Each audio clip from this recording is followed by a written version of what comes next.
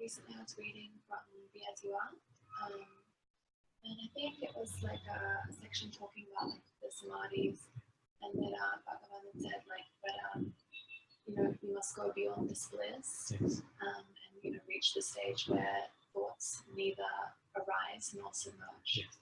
And immediately, like that, it was seen that that was taken on as, oh no, I still have to get to the point where thoughts are neither coming nor going. No, thoughts are still coming. And it was just picked up that that was not true, that that was false. And I thought, no, like I've seen what is real, or I know what is real, so therefore, you know, let's see if I can understand or see the truth of what Bhagavan is saying right now. And so upon looking, yeah, because thinking that you're going to reach a stage where thoughts neither arise nor submerge is based upon the idea that you're an individual. Yes. But if we look at it like this, only now, which is as it is, and so if I saw that there's only now, and even if a thought arises, unless it's believed that the thought has arisen, can it be said to have arisen, really? And anything, and as we've already seen, like anything that comes and goes has no basis in reality. And from here, then it's definitely one is able to confirm that thoughts neither arise nor subside. And that felt like true. It's very beautiful what you say. In the truest position,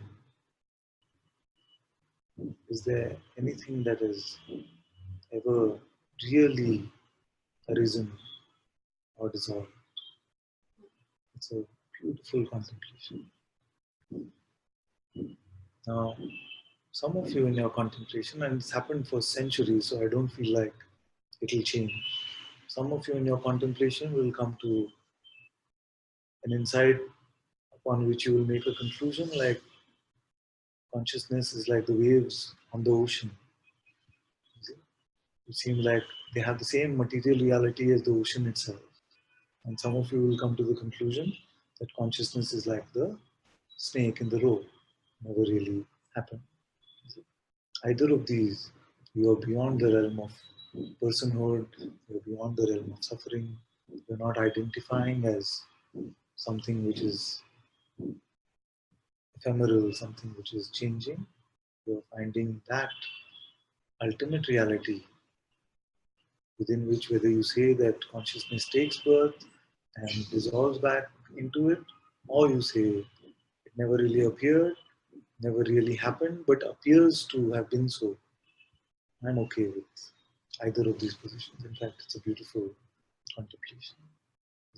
But in this contemplation, you will find that really we clarify for ourselves what we mean by real. Do we really agree with the sage's definition that everything that comes and goes is not real? So, and is the appearance of the seeming unreal, if it is unreal, would it ever really have happened? It's not real. So all of these are next level contemplations. What is really real? What is really real? And do we agree with this when I say there are two filters to what is real? One is that it must be our direct insight, and second is that it must not be changing. What lives up to these two filters?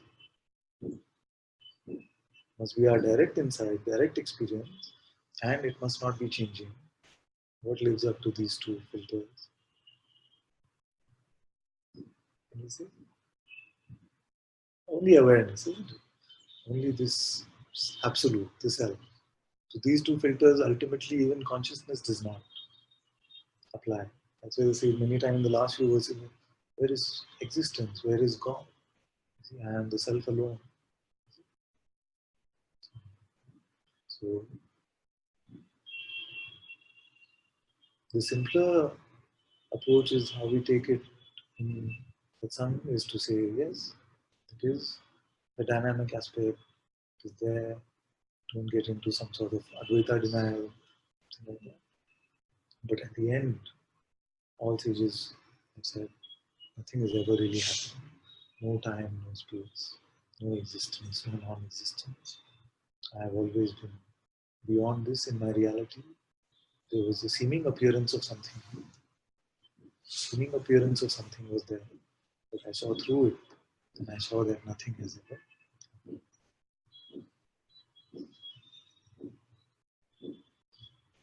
So stay with the question: what is it that I mean by real? What is it? When I say I, what is it that you mean by real? And is there a difference in your definition compared to what the sage is saying? Now, if you include something which is changing as also the real, then you will come to a different conclusion. You will come to that conclusion that everything emanates out of the real and goes back into the real.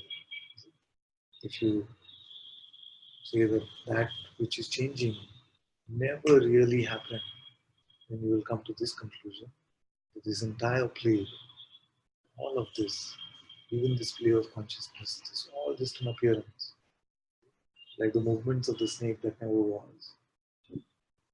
Like in Indian spirituality, very popularly these things are said, no? Like the seven son of a woman who never gave birth. This is what the thing like Yoga Vashishta are pointing to.